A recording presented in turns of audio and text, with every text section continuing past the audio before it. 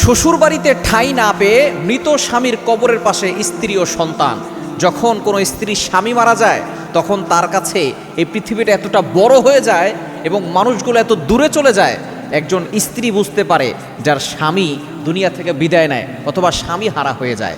একজন স্ত্রী সে তার সন্তান নিয়ে যখন তার স্বামী মারা গেছে শ্বশুর বাড়ি পর্যন্ত ঠাঁই দিচ্ছে না। ওই ছেলের সন্তানই কিন্তু তার যেই দাদা দাদি নাতিকে এত ভালোবাসে সেই দাদা দাদি পর্যন্ত বাবা না থাকলে তাদের সন্তানদেরকে আর ঘরে রাখতে চায় না। একটু চিন্তা করে দেখছেন, শ্বশুর বাড়িতে ঠাঁই পাচ্ছে না, হয়তো নিজের বাবার বাড়িতেও ঠাঁই পাচ্ছে না, কোথায় যাবে, যাওয়ার কোনো জায়গা নাই। শেষ পর্যন্ত এই মা তার সন্তানদেরকে নিয়ে স্বামীর কবরের পাশে গিয়ে ঠাঁই নিচ্ছেন। একটু চিন্তা করে দেখেন একজন স্বামী ছাড়া স্ত্রীর জন্য পৃথিবীটা কতটা ভয়ঙ্কর হতে পারে। এই দুনিয়ার মানুষরা নারীদেরকে কতটা ভালো চোখে দেখে, একটু চিন্তা করে দেখেন। এই জন্য আমরা বলি স্বামী থাকতে স্বামীর কদর করুন, স্বামীকে ভালোবাসুন, স্বামীকে মূল্যায়ন করুন।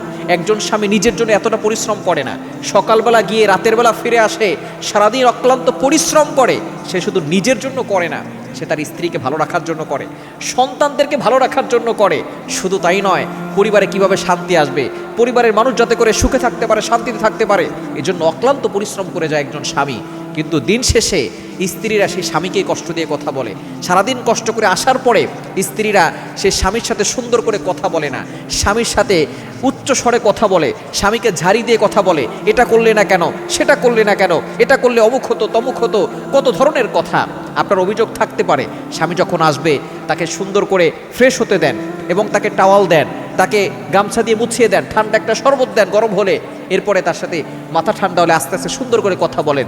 এভাবেই যদি স্ত্রীরা চলতো তাহলে প্রত্যেকটা সংসারের ভিতরে সুখ শান্তি থাকতো।